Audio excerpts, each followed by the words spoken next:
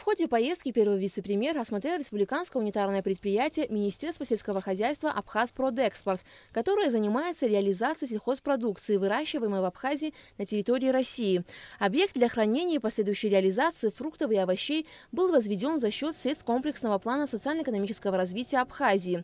Всего здесь 12 камер хранения вместимостью до 200 тонн, которые охлаждаются 5 компрессорами. Специальное оборудование помогает поддерживать нужную температуру в камере-хранилищах.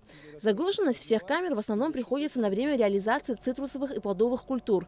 Обеспечить беспрепятственный доступ на внешние рынки, сохранив сельхозпродукцию. Главная задача предприятия «Абхазпродэкспорт». Нам удалось сохранить на должном уровне всю техническую часть. У нас все работает. И я думаю, что в самое ближайшее время, после того, как мы проведем все необходимые совещания, мы, наверное, презентуем отдельную государственную программу. Мы очень сильно на это надеемся, которая позволит нам прежде всего улучшить продовольственную безопасность нашего государства.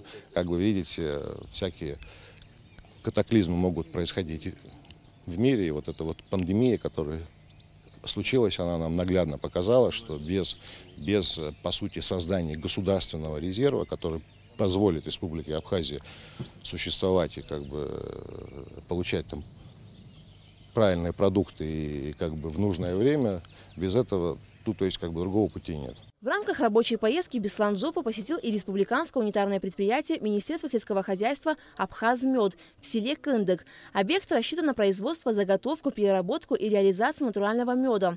Еще в конце 2018 года руководство предприятия закупило у крестьян порядка 40 тонн меда по 300 рублей за килограмм. В начале 2019 года завод был запущен, и здесь стали выпускать 3 вида меда – каштановый, каштан с липой и майский цитрусовый. По словам дирекции предприятия, в реализации меда они столкнулись с серьезными проблемами. Как оказалось, закупочная цена превышает цену продажи, что приводит к убыткам. Цена была немножко превышена.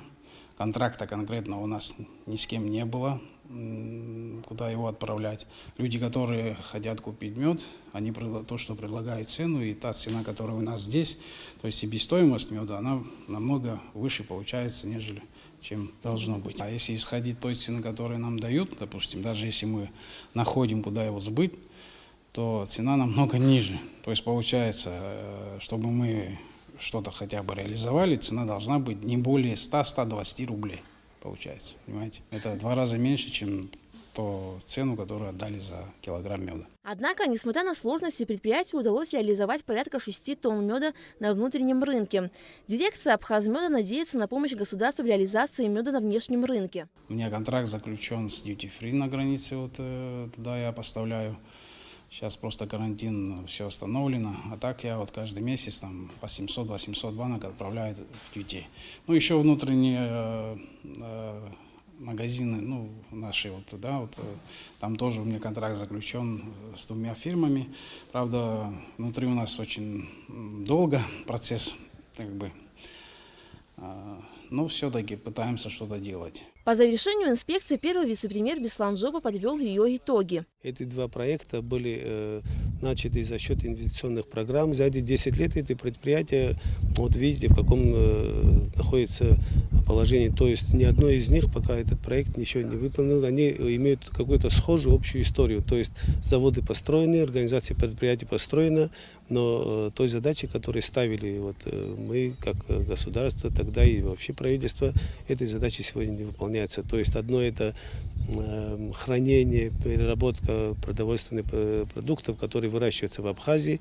В частности, плодовощехранилище мы намечали, что связывались с теми закладками садов.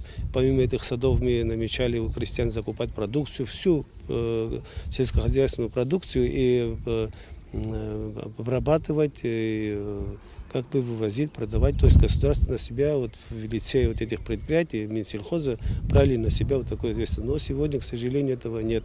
Ни одно, ни второе предприятие сегодня не работает в этом направлении. Этот завод, где мы стоим, он не занимается закупом. Есть какие-то проблемы по закупу, по лаборатории, по всему.